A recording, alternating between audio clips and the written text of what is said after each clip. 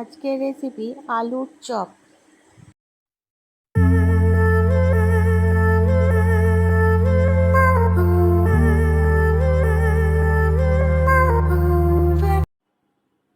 আলুর চপ বানানোর জন্য আলুগুলো আমি কেটে ভালো করে ধুয়ে নিয়ে প্রেসারের মধ্যে দিয়ে দিয়েছি আর অল্প জল দিয়ে সেদ্ধ করার জন্য। দেখুন সেদ্ধ হয়ে গেছে। একটা পেতে নিয়ে আমি একটি বাটির মধ্যে নিয়ে নিয়েছি।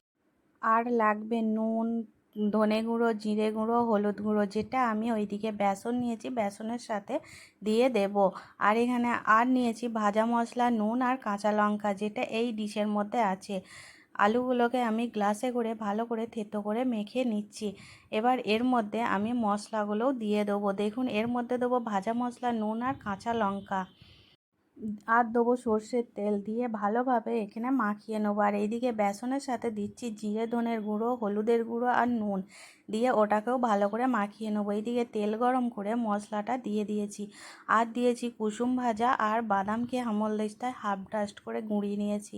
নিয়ে ভালো করে ভেজে নিচ্ছি মশলাটাকে। মশলাটা ভালো করে নাড়াচাড়া করে একটু শুকনো শুকনো করে ভেজে নিচ্ছি। আমার মশলাটা ভালো করে ভাজা হয়ে গেছে। এখানে আমি নিরামিষ বানিয়েছি তাই পেঁয়াজ দিইনি, চাইলে এই জায়গায় পেঁয়াজও দেওয়া যায় তেলের মধ্যে। এবার আমার মশলা রেডি হয়ে গেছে, আমি এটা ডিশের মধ্যে তুলে নিলাম।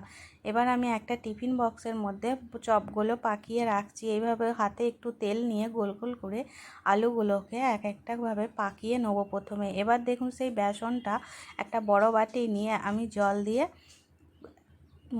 গুলে নিচ্ছি।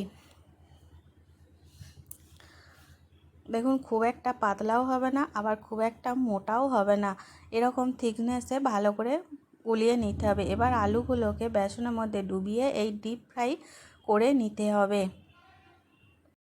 একটা একটা করে আমি এখানে 4টে করে দিয়ে ভাজছি, আমি খুব বেশি দিইনি।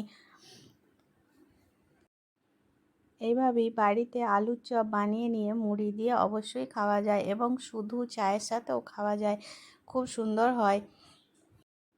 তাহলে এইভাবে বাড়িতে চপ বানিয়ে দেখুন কেমন লাগলো, আর কমেন্ট বক্সে অবশ্যই জানাবেন।